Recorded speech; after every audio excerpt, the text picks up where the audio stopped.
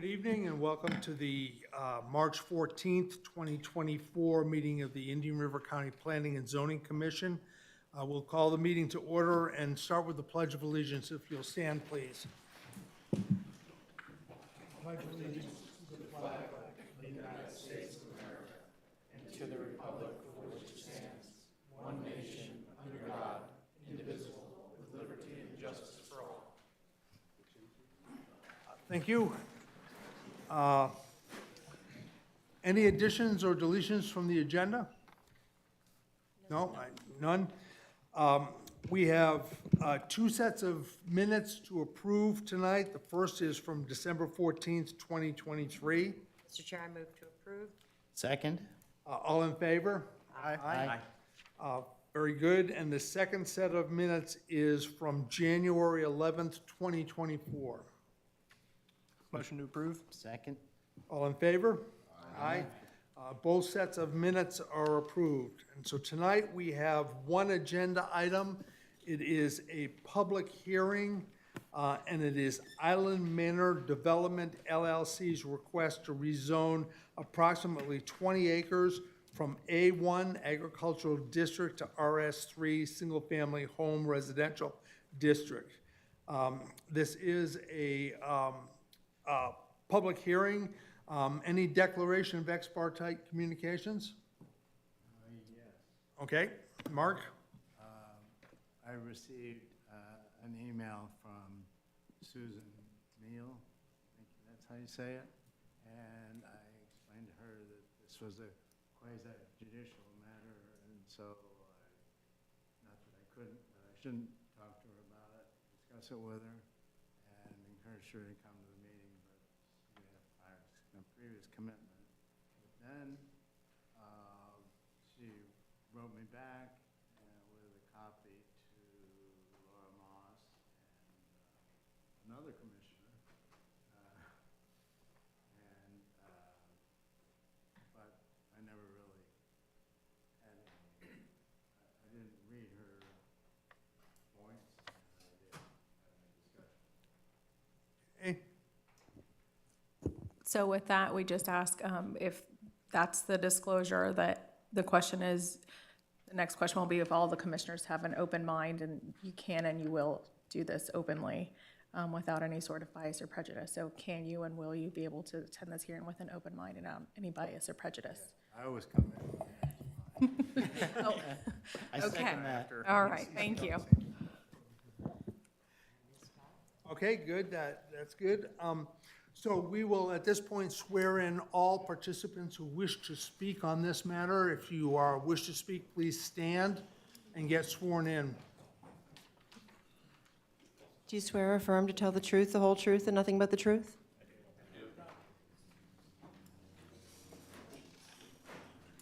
Alrighty then, staff presentation, please. Good evening, Board. My name is Cindy Thurman. For the record, I'm a senior planner with Long Range Planning. Tonight we have a rezoning request for you from Island Manor Development from A1 to RS3. Look at the description and conditions. This property is located on the western portion of the North Barrier Island. It contains 19.6 acres. This portion of the Barrier Island includes the Captain Forester Hammock Preserve, a state-owned land that the county has a long-term lease to manage as a conservation area. The RS6 Single-Family Island Club Riverside subdivision is right there to the south. The surrounding land use pattern consists of a mixture of conservation land to the north and east, single-family development to the south, and the Indian River to the west. The property is currently zoned A1, an agricultural district which permits 1 unit per 5 acres. There are 2 small individually zoned parcels zoned RM6 located at the northwest corner of the subject property, and we can see that more clearly here on the zoning map. The subject parcel is there in the center in the green with the A1 on it. The blue is there in the conservation, and again, that's the Forester Hammock Preserve.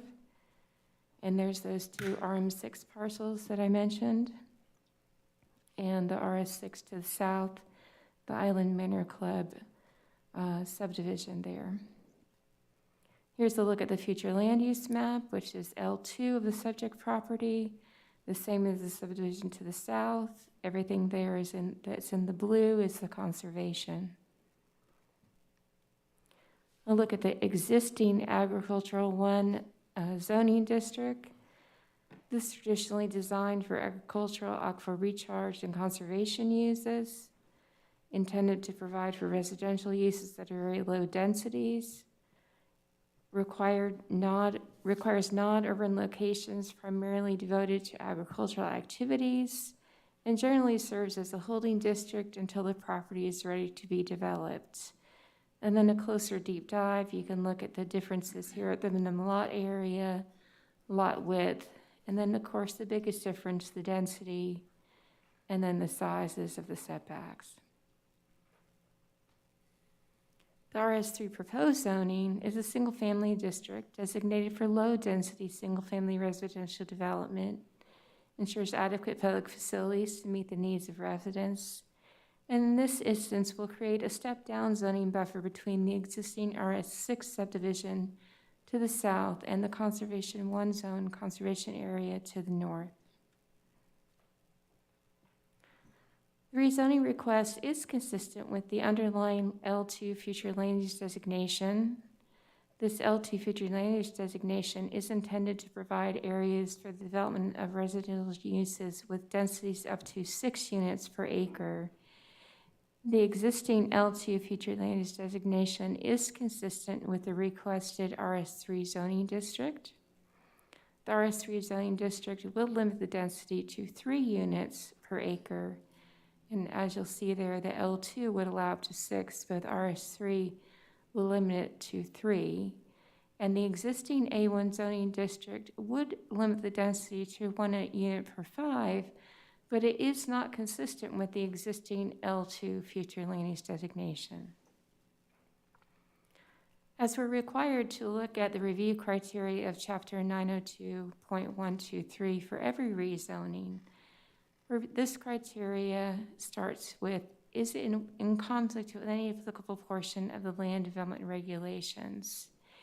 In this area, the proximity to conservation lands, the Hammock Preserve, Jungle Trail Program Protection Area, will require a coordination to minimize development impacts. But as a single-family low-density development, those seem to be minimal. Consistent with all the elements of the comprehensive plan, the future land use element objectives 1, objective 5, objective 7 were all examined and they do meet their criteria. Consistent with the existing proposed land uses, the proposed RS3 zoning is consistent with the existing L2 low-density future land use designation, and no future land use amendment change is proposed as part of this request. This is a straight rezoning. In compliance with the adopted county thoroughfare plan, the main access for the site is from Island Club Manor to Highway A1A. Will this generate traffic which decrease levels of service as adopted? We found this meets this criteria. All roadway segments within the area of influence would operate at an acceptable level of service under the proposed RS3 zoning. Subject to change conditions existent did they warrant this amendment? A low-density residential subdivision with home sites that are almost an acre in size as proposed land use is more compatible than the existing underlying land use that would allow almost 6 units per acre at a higher density that is more likely to be incompatible with conservation areas and the existing surrounding properties. And G, would decrease levels of service established for sanitary sewer, potable water, solid waste, drainage of recreation, would they decrease the levels? The applicant may be required to pay connection customary fees, more detailed concurrency, and during the development review process, but at this time we find that this meets this criteria. And when we do a deeper dive, whenever we look at rezonings, we are required to look at the highest and best use, most intense use of the property. And for 19.6 acres, under the existing A1, we would end up with 1 unit per 5 acres. Under the RS3, up to 3. So the most intense under the existing zoning would be 3. Under the proposed, could potentially be up to 58 single-family homes.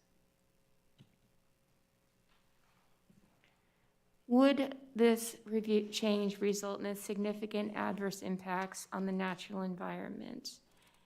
This meets the criteria as additional federal, state, and county coordination and/or the permitting may be required based on the results of an environmental assessment. An environmental assessment would need to be done prior to going forward with any development on the property.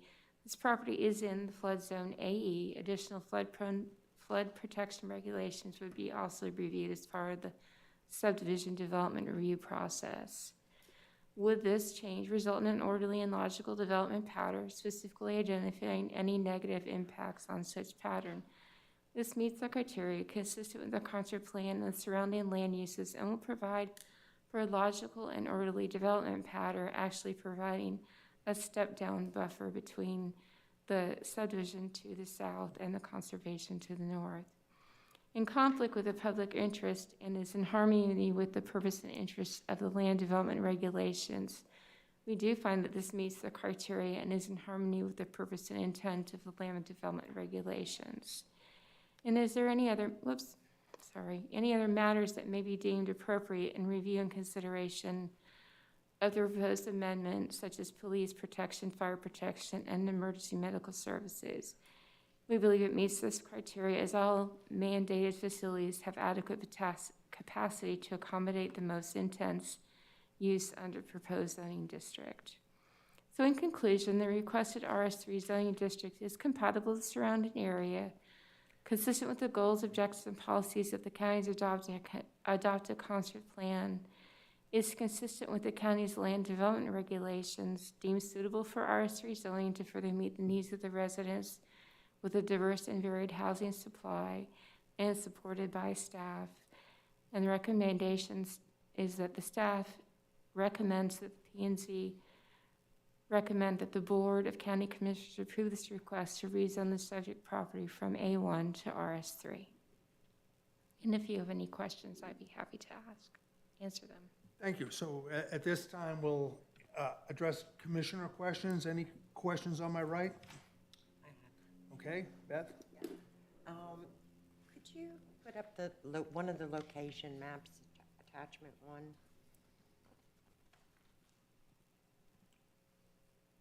Right where the arrow is, appears to be the only touching point for Jungle Trail.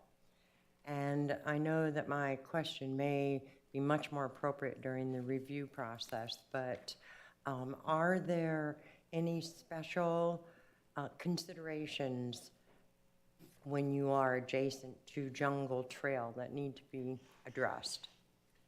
There are. There's a whole set of plans and buffers for the actual Jungle Trail plan, the management plan, Okay, that they would have to abide by when they go through the actual site development process. okay, all right, thank you. That's it. You good? Anyone else? Any questions on the left? Yes. All right, Mark? I'm always confused about the definition of single family. I thought I knew what it was, but just recently, staff seems to be pushing the additional housing unit, where you, on a larger lot like this, and I suppose that what do you call it, the association, homeowner association could prevent this, but when you build, you know, one or more additional housing units with no requirements that they be in the family, as a matter of fact, they can be rented, then I don't see that it's single family anymore. Can you just respond to that real quickly? Sure. So I'm assuming that you're mentioning the accessory dwelling unit that we allow in all of our single-family residential. So yes, it is accessory to the main use, which is still considered by state statute as single-family residential, or single-family homes. We do allow that in any single-family district. If this proposed subdivision does have a homeowners association, they are able to write that into their covenants and restrictions if they'd not like to have accessory dwelling units, but that's completely up to that homeowners association. And how does that affect, like a traffic study? If everybody had one, you know, then you've got twice as much traffic than you do It would be minimal at best. minimal. Mhm. It'd be double. There's not a lot of, An accessory dwelling unit is a very small unit, so the max you'd have is one person in that unit. Sometimes those people don't even have cars, because it could be an elderly person. That's actually why the intent of the actual ordinance was for kids that came home for college or senior citizens for aging parents that were to move in, that weren't able to take care of themselves or, you know, be able to do things without going into an assisted living facility. Also, I would think in a community like this, the HOA is not going to let those accessory dwellings be a rentable thing, especially in this expensive of real estate. They're just not going to do it. I almost guarantee. I realize It would be that. it would be bad business for them. Yeah, I realized that after I started asking the question, but I hadn't heard that it was limited to a single person. Just by I know space the alone. size is small, but It's not limited to a single person. However, just the space alone lends itself to not allowing for more than one or two people. I mean, if it's a couple, you have to think that an accessory dwelling unit is usually going to be a one-bedroom kind of studio, if that, at best. I believe didn't it just be changed up to 1,200 square feet? And I've seen 4-bedroom homes at 1,200 square feet. It depends. It depends on the main house and the square footage on the main house. Can I add something? Sure. So these lots are going to be 12,000 square feet, basically, correct? Okay, so we're going to still have the 30% rule that's going to apply. So the total dwelling, including the garage, patios, entry, and the actual living area, can only be a maximum of 3,600 square foot in total. So I'm sure that most of the people that are going to build out here are going to use the majority of that for their main domicile. You may have some small pool house, which would maybe service for a guest that's coming to stay, and they would stay in it. Or like he said, if you have an older family member and they really need to be close to you, that's probably what the intended use is, in my opinion. In addition to that, a couple more questions, if you don't mind. This is kind of for everybody listening. A decent portion of this property is going to get eaten up in stormwater. Also, the LDR state that there's going to have to be a parks section in this subdivision. Is that not correct? A certain area for recreation? So there's going to be even more of this subdivision eaten up by that. So the amount of houses that you may think are going to go in here, more than likely are not. And that's before the environmental study. All that stuff has to Yes, sir. happen. I just wanted to kind of add that so that everybody listening understands that. That's all. I appreciate you answering my questions. Thank you, sir. Sure. I agree. I just have one or two quick questions, and it has to do with the access off of A1A. Is that public, or is that deeded access, or is that an agreement between the Indian River Club or whatever that adjacent property is? Do you know? That I'm not aware. Ryan, do you happen to know? Sure, for the record, Ryan Sweeney, Assistant Planning Development Services Director. It is a private right-of-way. Okay. I'm not 100%, well, of course, if it moves, if passes rezoning and moves to development, we'll certainly need to formalize that. I'm hoping that the property owner was smart enough to secure access through Island Club Manor. They will not have primary access off Jungle Trail. It will be through Island Club Manor. Will they have any access off of Jungle Trail? Probably recreational, passive, maybe, but non-vehicular.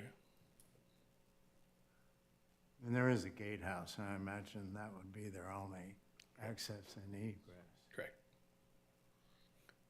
But yeah, we would certainly require proof of the ability to use Island Club Manor before we would grant subdivision approval.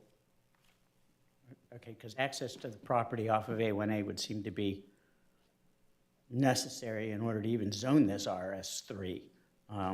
It just because of the limitations of Jungle Trail, I would, but somebody else is gonna have to answer that for me. Okay, yeah, I mean, the applicant is here, but again, I don't know that we can condition or approve or deny a rezoning based on. Then maybe I'll Public direct private that to the access. attorney. So for zoning, not necessarily that, but I can tell you that when it comes to development, you cannot develop unless you have access. So they can get rezoned all day long, but if they don't have access, they can't develop. That's kind of where we're at. Thank you. That was the main question I had, was access. Everyone good? And is this access question a question the developer can answer now? Can we get that answer now? Sure, we can definitely ask. Yeah, yeah. Just, sorry, as point of order, well, usually the applicant's the first one that gets to speak during the public hearing portion. So if we're done with questions of staff, we'll open it and we'll let the developer speak first. All right. So we will open the public hearing. I'd ask that everyone who wishes to speak have been sworn in and come to either one of the microphones, clearly state your name and your address. And I'd also ask that if a point you want to make has already been made, we don't need to hear that 5 or 6 times. So at this point, I'll open the public hearing and ask to hear from the applicant first.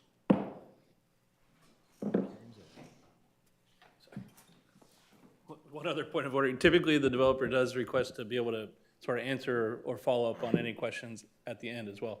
Developer rep, so. Thank you. Good evening, Board, Chair. My name is Ryan McLean with MBV Engineering. We'll represent the applicant in this rezoning process. Ultimately, appreciate staff's efforts throughout this process of rezoning. It's been a very clean and straightforward process, and hope you guys will as well support this process going forward. I guess to address the kind of question in the room, the developer and them are finalizing the agreement associated with Island Club Manor's access, specifically elements everything as far as working through a continued maintenance operation and things like that to support Island Club Manor in the future. And specific access will be, I mean, from the preliminary plans, of course, is directed off A1A. If you've ever tried to be in my position and permit something accessing to Jungle Trail, you're very clear to understand that that is not within the cards, so how this is going to go. But very clear, the Jungle Trail Management Plan, and Chris pointed out very clearly, has substantial restrictions when it comes to not even work within the boundaries of Jungle Trail, but also development to access. So realistically, as Mr. Sweeney mentioned as well, maybe some passive access. We're talking about a pedestrian gated component that takes you to the river would be the first point of order. But I'm open myself to any additional questions you guys have now, or otherwise I'll have a seat and can answer everything at the end if need be as well. So the access through A1A is currently under negotiation? Correct, yeah. The Island Club Manor So that component. is not a done deal? According to the developer, it is. I haven't seen it. It's not a legal document I can present in front of you, though. I will tell you that, though. I clarified that. So they've been working through it. I think there's been a positive recourse, despite what may or may not hear tonight. It's been a positive interaction and getting to where they need to be. But very clearly, that obviously is going to be the key, of course, to taking forward not just the rezoning, but the development, right? The challenges that come forth with development are going to be substantial. So we understand that entirely. So this is just kind of one of the stepping stones that gets us there, of course. I just had one question. Who owns that access? Island Club Manor, I believe it's a private access. It's a private road, access, so correct. it's controlled by an HOA or the developer still? Controlled by the HOA, because Island Club Manor was platted 20-some years ago, turned over to Yeah, the that's what HOA, I yeah. thought. Yeah, Okay. and in multiple phases it went through. So correct, still platted as a private access, depicted through the county's GIS accordingly, yeah. Perfect. Thank you. And if that negotiation fails, that'll end the development? Well, I would think if the negotiation failed, it would really be, now we have a lot that is forced to look at the Jungle Trail access. So almost as an owner in the adjacent properties, adjacent boundaries, and obviously not gonna say that wouldn't be challenging, but you'd have a 20 acres of developable land that's forced to access off Jungle Trail now. While it's not traditionally allowed, obviously traditionally feasible, in some scenario like that, we'd obviously entertain everything we could. The first and foremost thought process would be to work through some level of negotiation to get to where it needs to be. If it would actually stop the development, I mean, I don't own the land. I can't imagine they would just step off and decide not to develop it. I'd say it like that. But at this point, your understanding is that there has been a deal struck, it hasn't been. Per my understanding, correct. And that's best I can say tonight, yeah. And so it's going to be a separate subdivision, not just melded in with Island Club? No, we have nothing the property has nothing to do with Island Club. It just so happens to, they had built the platted access and when it was broken out as it was and Captain Forest was created, it created this landlocked lot that was otherwise kind of pinned back.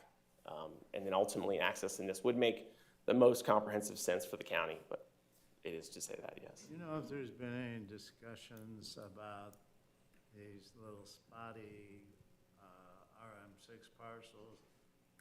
No, they were probably historically there when they did the updated land map, because I guarantee we couldn't permit an RM6 rezoning along Jungle Trail. I would love to, obviously, as a developer, but that is not the case. But no, I can't speak on those RM6 zonings. Wouldn't be a rezoning, it's existing RM. No, I mean that if I chose to turn A1 land, I would never be able to turn to RM6.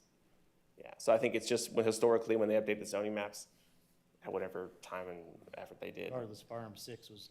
They had grandfather in a few They're of not them, going to give basically. you that designation. And you'll see that across the board in the county. I'm sure you guys know it very well, but they pop up random things. You can't quite explain how they got there. I didn't see any mention of an archaeological survey in the staff report. Is there going to be a required archaeological survey? If brought forth as a requirement in the pre-application, yeah. I think I noted it, and as far as when it goes through preliminary plat and site development, yeah, every story. And you can imagine, you've heard it briefly, Cindy touched on it very well, but environmental challenges, floodplain challenges. In our county, I think the ones that are starting to understand that land that's left in prime area is challenging development, right? So it's not without its burdens. So really had preliminary studies, went through a preliminary process, they did the pro forma to get to where they are today. But when we go back through it, everything comes back through as well, yeah. Then, speaking on that, just, pardon me, I'm still recovering a little bit. So will the property be a cut and fill? I mean, or are you going to be able to bring dirt in to bring that out of the floodplain? Or what are the plans for bringing that up to habitable land? Yeah, so the preliminary intention, obviously it's preliminary now because we're just in the rezoning process, but reasonably the intention would bring fill in. Obviously there'd be some cut that's valuable. Historically, grove land is not the best fill material, correct. So we would be aware of that and any kind of fill requirements associated with public works and any kind of trucking elements. But realistically, the intent would be to balance. And obviously, if the entire community was brought to the elevation where it needs to be, they'd probably go through corrective action through the Lomar process at that point. But realistically, from a pure development standpoint, it'll be a cut fill analysis and takes us through that. And it'll probably be a series of wet detention ponds and et cetera. Correct. And do you have an approximate number of lots you may be able to put on here at this time, or Yeah. is that still too early to answer that? Well, it's not too early. I think the market, Mr. Bragnano spoke on it very well. The market dictates, it's not an R6 zoned lot, right? So we're looking at 12,000 square feet at a minimum. So realistically, I think it's in the 20 to 24 range, something like that, from an actual standpoint, if you want to think of it at that end. Not to be limited to that, but that's realistically where it's going to be because of all the requirements associated. Just between the There's a lot. retention and There's drainage retention, and conservation, environmental Conservation, considerations, yeah. how much do you want to pay to mitigate, et cetera. buffers, those kinds of Buffers, things. yes, very clearly, yes. Okay, we good on the left? Good on the right? Okay, so we'll open the public hearing is open. Please come forward in an orderly fashion, state your name, address, and comment. If I can make it. I've been there. Good evening. Peter Dubay, 8520 Seacrest Drive. So we live directly across the river from the proposed development. I want to thank all you for your service. I appreciate it. I appreciate you having an open mic so we can talk freely. Right now, on the island, there's very limited supply of undeveloped land. This is one of the few remaining parcels that is undeveloped. It's dark at night. I sit outside at night and I listen to the owls. I listen to the frogs over there. I hate to lose that. The owner who bought it knowing that it was agricultural. Why does it have to change? Why do we need another development, especially when it's so close to conservation land and to the Indian River Lagoon, which is environmentally sensitive. I just don't understand why the county needs to change it. It's perfect the way it is. If you did not make the change, there'd be no impact to Jungle Trail, there'd be no access problems. And currently, there's a $50 million grant that's been given to the county for additional conservation land. I have submitted those two parcels, that RM6 and the A1, to be accepted as conservation land. I think that's the way it should go. They're not going to make any more undeveloped land. Why give it up? I mean, everyone, you look at the developments, everyone looks at these developments and they say, why are they doing this? It's so many people. And then we have environmentally sensitive land where it's already overdeveloped and it's near Captain Forster. Why do we need to go any further? If it does go further, one of my concerns is, I mentioned that I sit out there at night. Right now, I'm bothered by the lights at the marinas, like at Sea Oaks and at, what's that other one? Barbisa? What is it? Anyone? Marbrisa. It's light pollution, it's directly in our eyes. I would hope that the developer would be sensitive to putting in lights that are environmentally pleasing.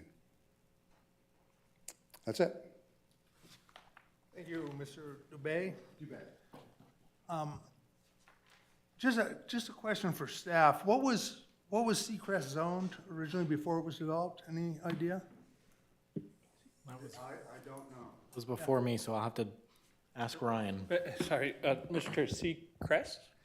Yeah, directly across the river. Okay. And RS3. Right, so it's a combination of RS3 and RS1. That's at the end of the, okay, yeah, so by and large, our zoning goes back to the 70s, but when things really kind of hit was when the Growth Management Act took place in the late 80s, and then in 1990, we adopted our LDR. So the current RS3, RS1 zoning was probably an old, what was it, R1 or R1A, but they're comparable. So it's been residential, and those plats over on the island, the intervening island are 60s and 70s and 50s. So it's been that way for quite some time. So never agricultural. I mean, way back probably, but that was before zoning. I mean, all of the island was by and large was agricultural.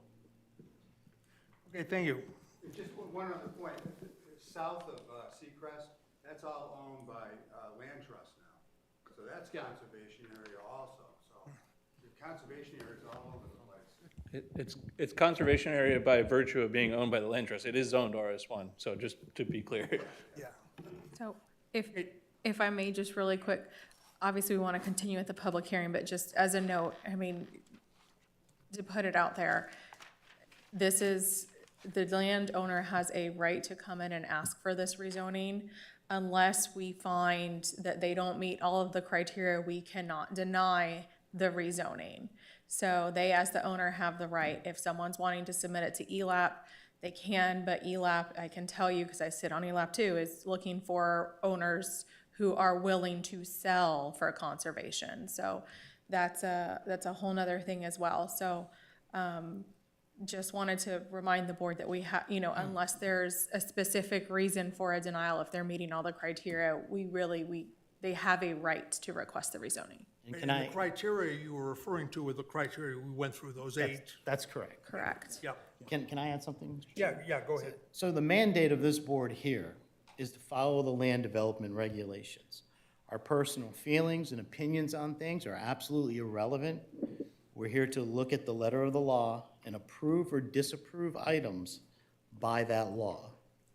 And again, our feelings and what we think should be is not how we're supposed to vote or conduct ourselves. Is that correct, Madam Attorney? That is correct. Thank you. Thank you. Next. Edward M. Pillard, 8855 West Orchid Island Circle in Vero Beach, in Sea Oaks, just north of the land that we're talking about. Totally disagree with the last few comments. I think that what I'd like to talk to you about is quality of life and difference, okay? Today, 8:30 this morning, I was on the Jungle Trail, walking along, saw 2 dolphins, stopped and watched, okay? A gal from the adjacent, development came by and I said, hey, 2 dolphins. He said, oh, we've lived here for 15 years. We used to see them all the time. We don't see them that much anymore. We don't see the herons. We don't see the crabs. We don't see the turtles as much anymore. You know, several decades ago, your county commissioners made a pretty bold move, didn't they, about the restriction of the height of, how much you could build in the entire county, not just on the island. Okay, why did they do that? Anybody want to answer that question? Certainly. They did it because they didn't want it to end up being like South Florida, where you had towers everywhere, and when you drove over the You coastal betcha. bridges, They wanted you to could be see the different. river. I understand completely, They but wanted to be different. They I'm- wanted to be different in terms of ambiance. They wanted to be different in terms of quality of life. They wanted to be different in terms of population density, okay? Today, at 4 o'clock in the afternoon, you can't cross the 510 Causeway in less than 20 minutes from A1A, okay? I You know understand. that, right? But our Because they mandate just here isn't to announced in make the law. state they're gonna worry about, the whole intersection of 510 and Route 1 because of the developments that happened. It's a 2-lane causeway. It's not even a 4-lane causeway. I mean, what are you guys that's doing here? off topic. You talk, he talks, then you Fine. talk. Talk. Go ahead. We are not here as a panel to make law. We're only here to follow law. The county commission makes law and changes LDRs. We do not, here as a body, have that type of power.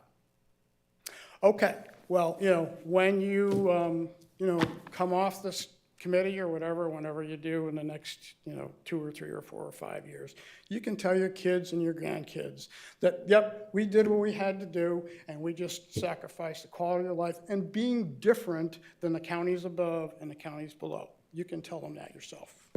Thank you, sir.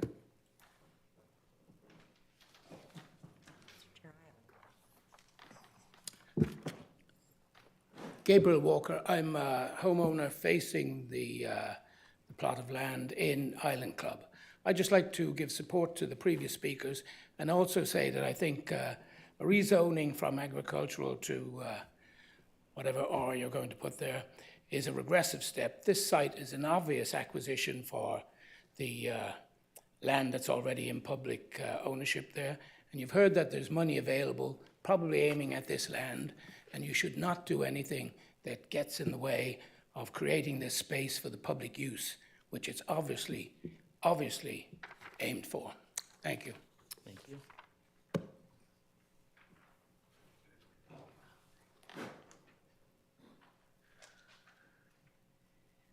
Hi, my name is Darrell Root. I live on Island Club, 831 Oceanside, kind of the entrance to the new development there. I'm sorry, I didn't get your last name? R-O-O-T, Root. Okay.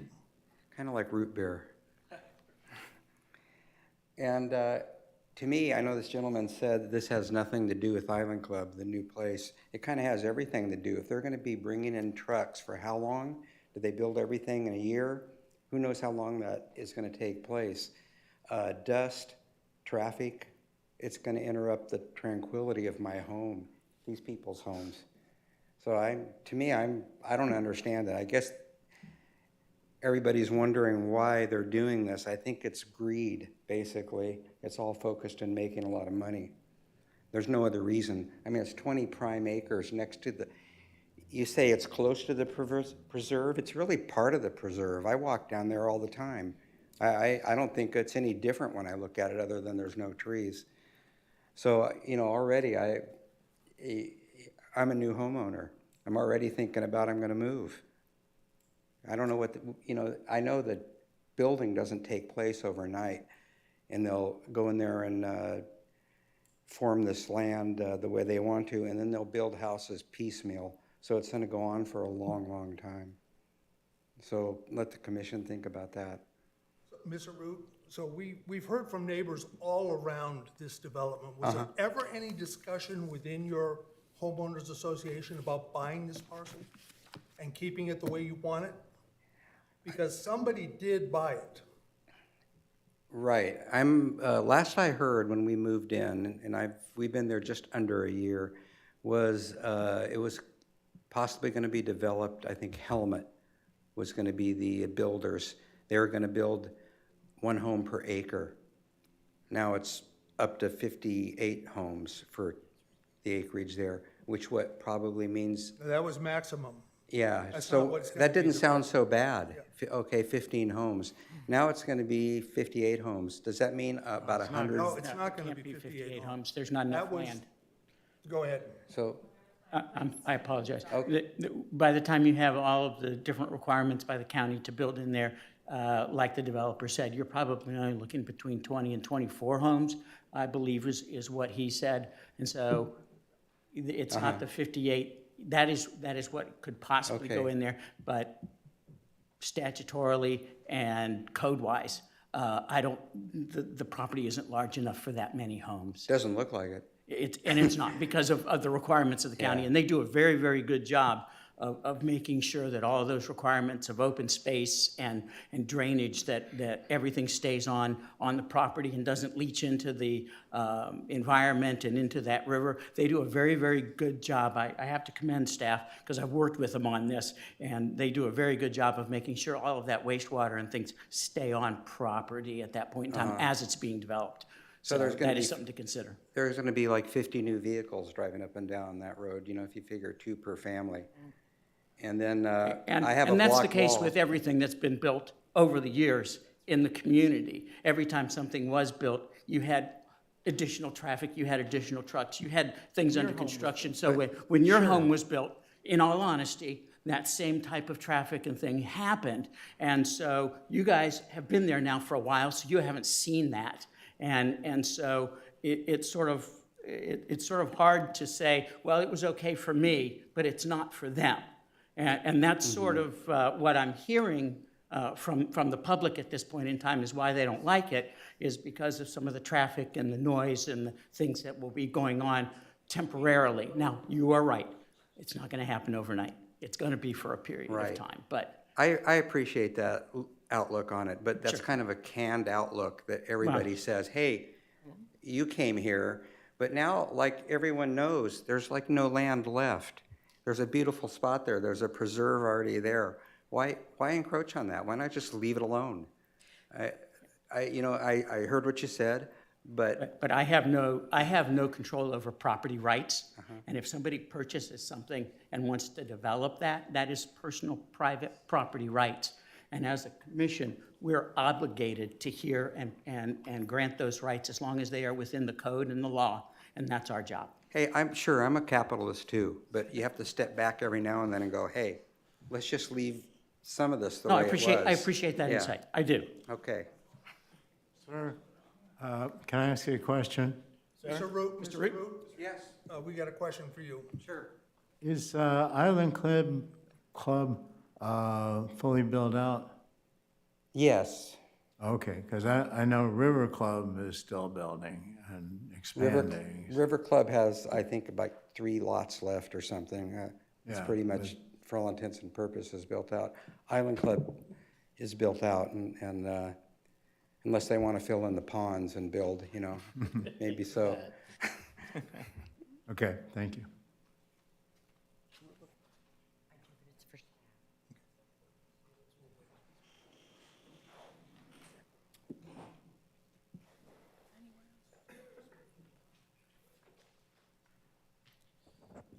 Good evening. Rick Hewitt, and I live at 8776 West Orchid Island Circle, which is in the Sea Oaks development, pretty close to the river.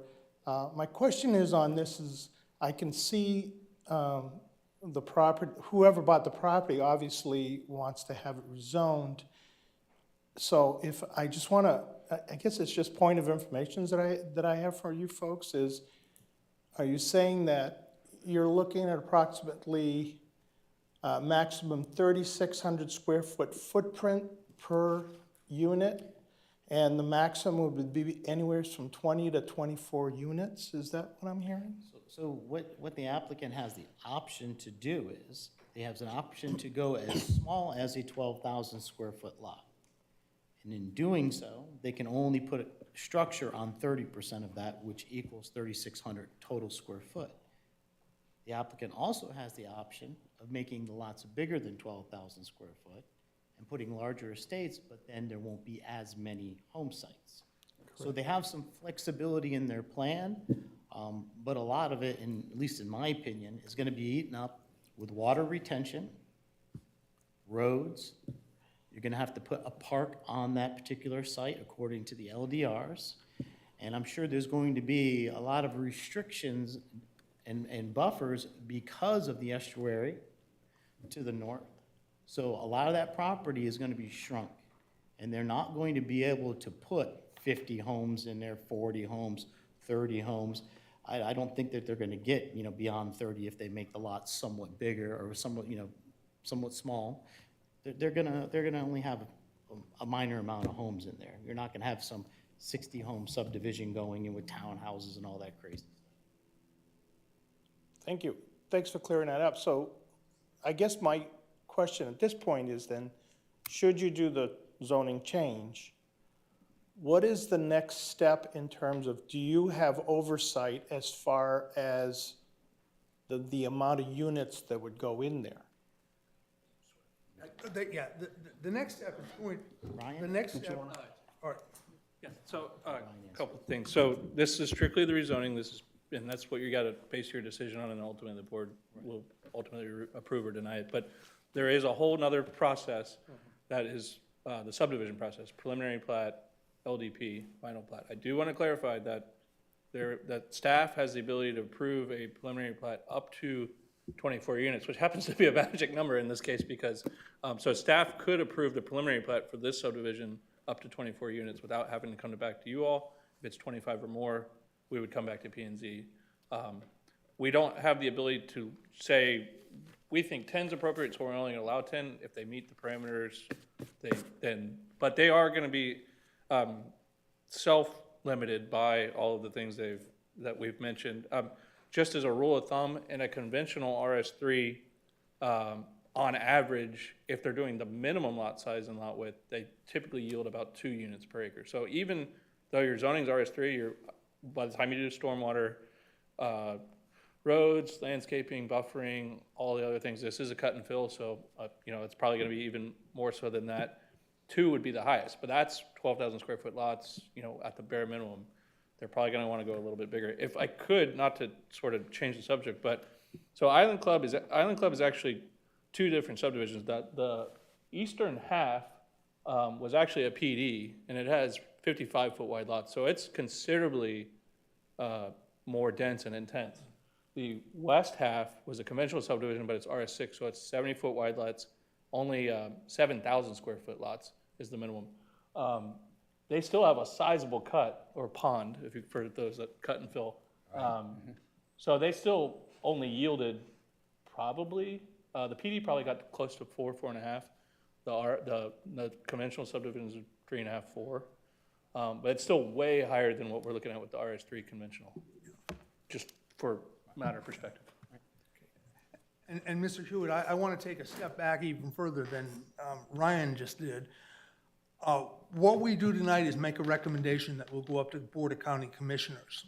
They will make the final decision. They will schedule a meeting, and you can do this all over again for them. And that's where the buck stops. Right. Okay, well, thanks for outlining the process for me. I guess my only other question, I'm not sure you can answer this tonight, where would the access to, I'm assuming they're going to be using the Indian River Club front entrance on A1A to exit from those? You can't tell that from now. That's what the applicant, I think, just told us, that that's their intent. They're in negotiations with obtaining that access agreement. Okay. So as far as right now, that's their intent. And could you put the arrow on where that access would be then am I looking like on the west end, about halfway through there? It Ryan, hasn't been can you agreed upon Put the yet. cursor on that? Where it would be, though. Based on a preliminary Yeah, design. it's gonna be right yeah. there on A1A. So it probably most likely will the either only way to get line in up there. with the existing Island Club driveway, right, yep, right there. Or it may be further, we have driveway spacing requirements, so you have to be a certain distance away from existing. So it may be at the very east end and come up and probably would tie in and cul-de-sac at the end. So, but again, that's all design based, that is nowhere near been fleshed out. Today.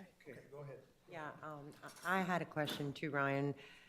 I asked earlier about the restrictions on Jungle Trail, and I understand there's a plan or a management plan there.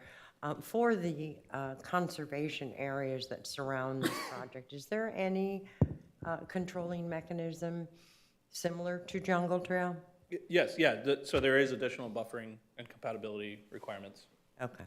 So the Jungle Trail Management Plan itself has requirements for any work, not only within the Jungle Trail right-of-way, but also there's an additional buffer on the outside of the right-of-way. So any work in the Jungle Trail buffer is subject to Jungle Trail Management Plan, but the buffering between single-family and conservation zoning is a separate matter that will have to be addressed through, again, the subdivision. I think folks do get a little frustrated when they say, oh, we'll deal with that later, but Yeah. as you all know, it's a very thorough process. We need to try to limit our decision-making tonight to just what is in front of us. And so just one more question. Is there an opportunity for access along the boundary of those conservation areas? Into the that would be, no, it would be buffered and segmented off. Okay. One last thing as a matter of process. I'm assuming most folks that are here tonight probably received the notice by mail or received it secondhand. We can jot down names and email addresses. When this goes to BCC in about a month's time, we're gonna go through the whole process again. We'll post an ad in the paper, we'll advertise, we'll post a sign on the property, we'll also do the notice by mail. So everybody should get the date and time. But moving forward, for when the subdivision comes in, we can also create an email list, because that same level of notice will not be required, but we can keep you all up to speed on that as well. If you guys don't mind, just either, probably once we wrap up the meeting, I'll hang back and get names and email addresses for folks, and we can create an email list. So just so we're clear on that. One last thing, the lighting that the gentleman mentioned, that also will be reviewed during the subdivision. If you want to stay in the loop for this, make sure that Ryan gets your email address before you leave tonight. Perfect. And that'll include the Board of County Commissioners meeting in about a month, and it will include development. So make sure that you're on that list. Okay. And finally, and I'm not sure if you can answer this, because I bike Jungle Trail every day from Winter Beach and make a loop, through Sea Oaks. And it seems to me, when you approved the Strand development, there was a buffer that was created there, because I go by that. And I'm looking at Island Club, and I'm thinking, well, what I'm seeing there is those homes are actually closer to Jungle Trail than the Strand. So I guess I'm not sure if you can tell us this now at this point, but will they be required to have some sort of like buffer where you see it just south of that RM6 zone? Are they gonna need some sort of like buffer there? Because that's not gonna be an access. So are they gonna be required? Is that something that you actually don't know right now? So, really quick, so the one you mentioned below it, the Island Club, that was developed like 20-something, a long time ago, before these new requirements came into place. So they will have the extra buffering on whatever is coming in now. So those rules weren't in place back then. The new rules will require the buffering and et cetera as they are now. And I'm sure Ryan maybe know a little bit more about them. The Strand's in the town of Indian River Shores And as there's well, that so. So that was not reviewed or approved by this development. However, as I understand it, all development is subject to the Jungle Trail Management Plan. So anyways, just to clarify, the Strand was reviewed and approved by the town of Indian River Shores. But yeah, they'll have to meet. It's not, I guess buffering, it's not overly buffered. It's more of a physical separation as opposed to like what we think of as a landscape buffer. But there's a 30-foot physical separation beyond the right-of-way for Jungle Trail. They may ultimately want to do some level of buffering themselves, because there's a lot of dust and dirt and debris, but that's something that we'll address later.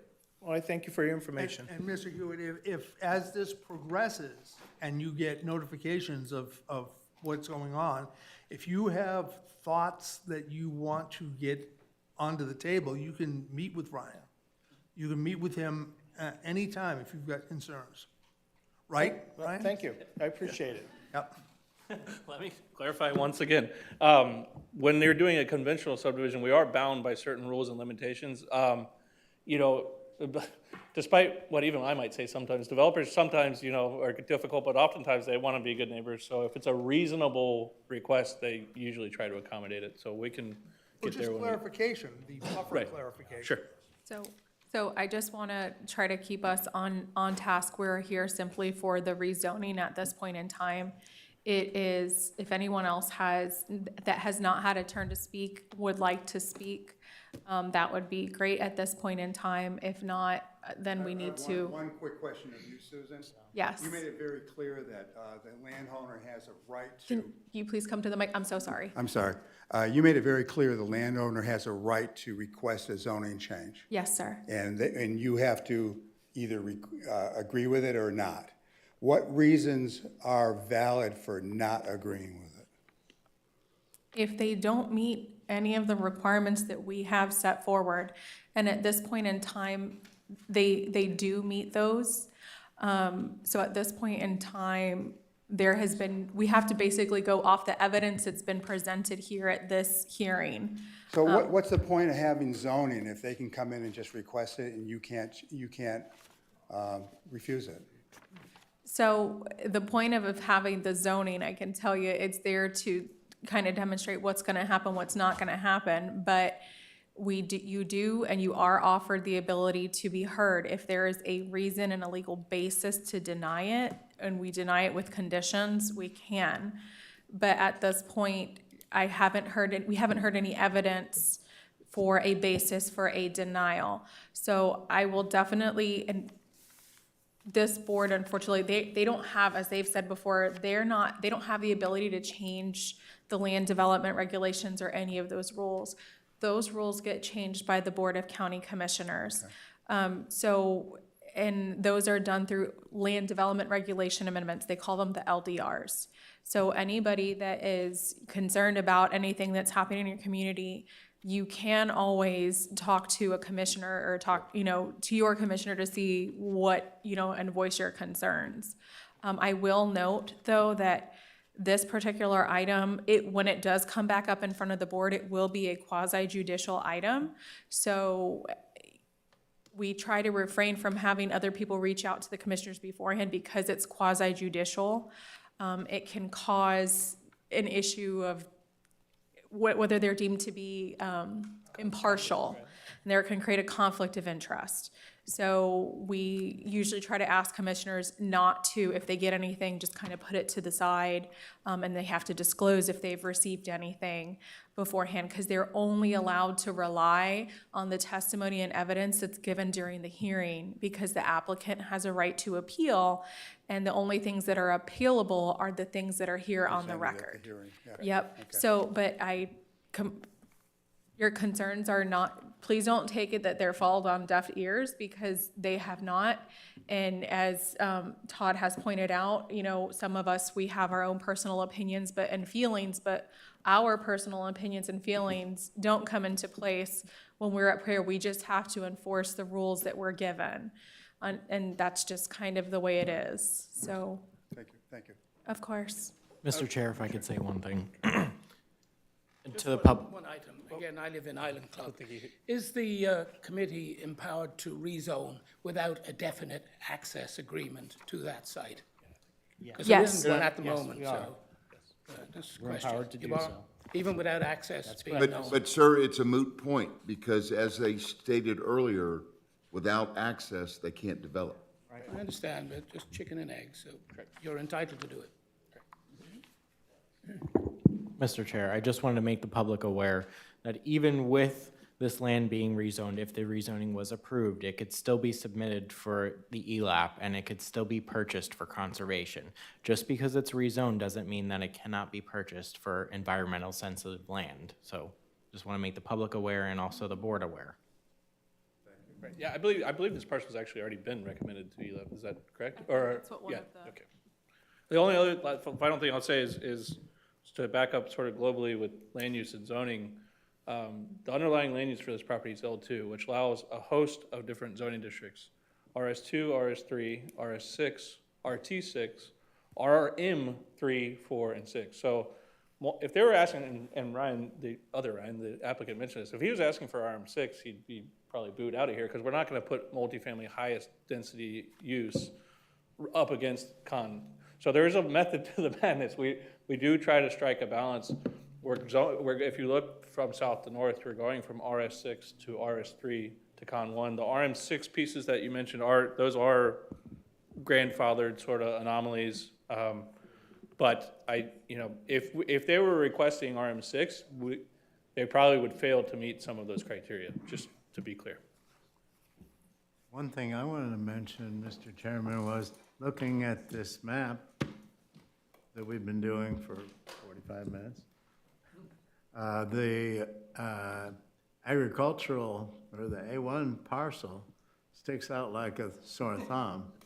So it's going to be rezoned at some point, and unless it goes to conservation or the environmental land program, this is probably the most conservative residential rezoning that could be done.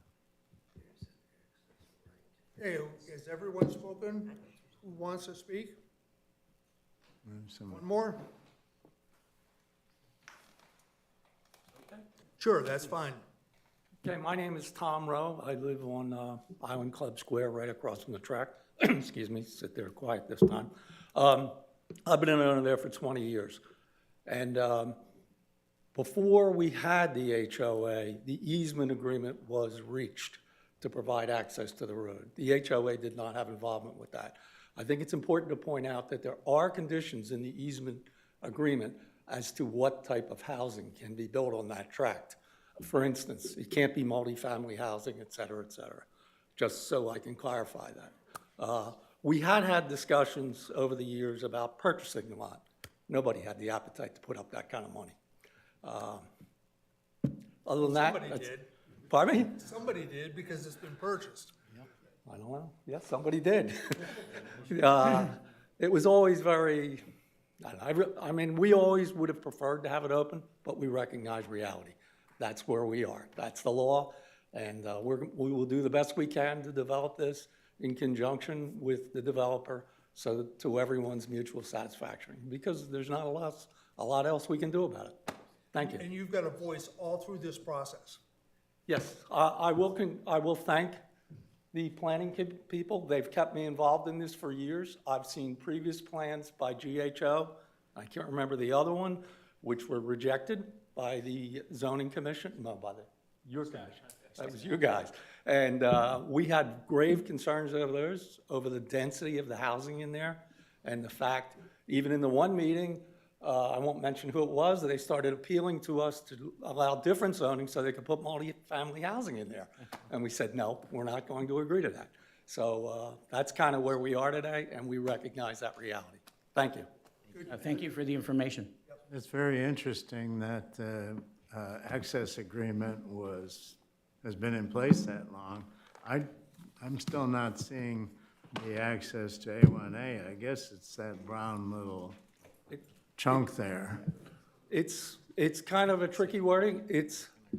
They have the right to access the A&A. They don't, is that right? Is that the one?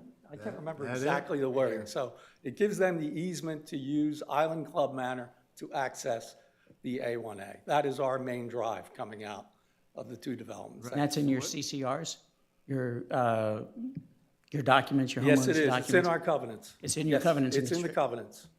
And it's been reviewed by me and other people 100 times.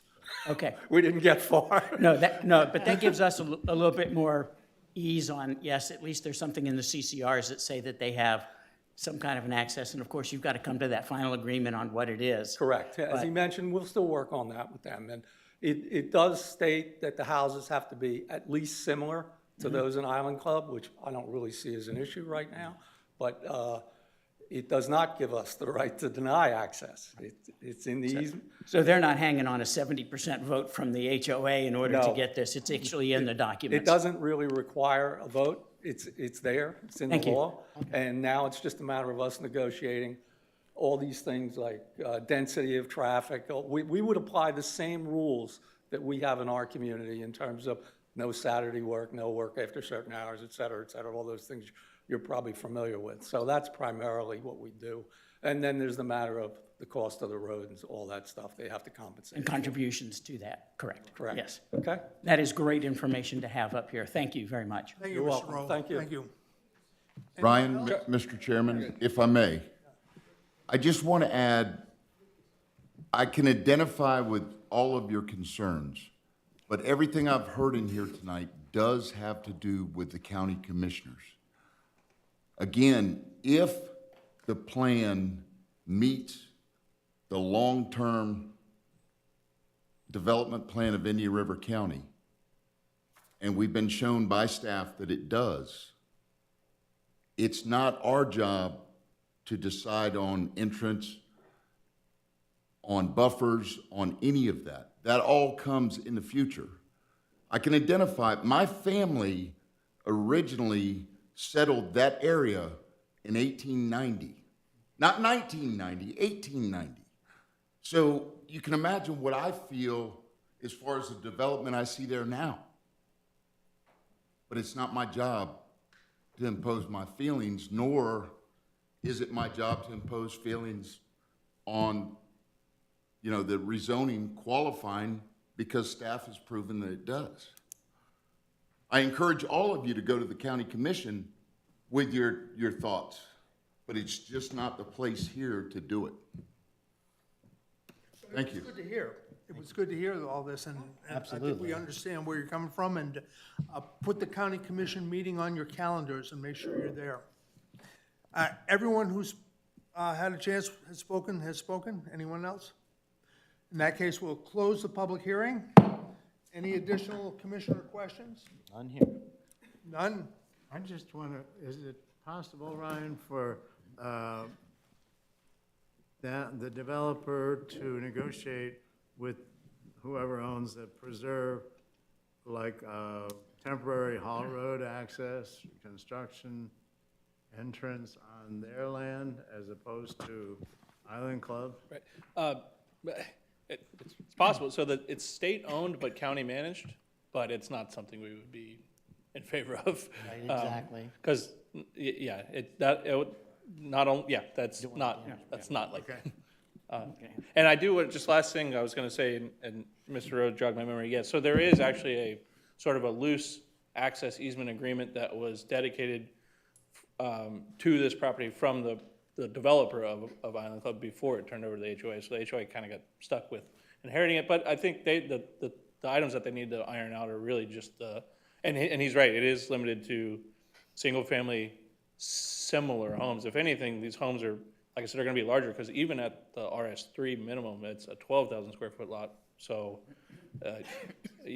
Minimal impact, correct, Ryan? Right, yeah, so, but this is strictly the rezoning. We'll talk more about the design and all those things in the future.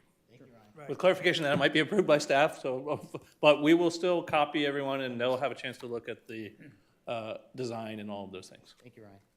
Yeah, so you're not done yet. You have multiple chances to interface with this. Call for a motion? Motion to approve with staff recommendations. I will second. All in favor? Aye. Opposed? Motion passes. Commissioner matters. Any commissioner matters? I've got one question for staff. Thank you so much. For the weekly updates we get on quasi-judicial, Correct. Sometimes things don't appear on it. For example, this didn't appear on that list. Right, Why are some things, do some things not appear? I don't think we have the rezonings on there. Okay. Which is that list is primarily a current development list, which is a different section. Okay. We could endeavor to add it, but I would want to talk to Susan about Yeah, no, that. Just, that's a good explanation for why. Okay. Planning matters. Yeah, two quick things, Mr. Chair. One, we have already advertised, we had a good run of being able to cancel P and Z, but we have already advertised for the second meeting in March, which is March 28th, for a public hearing.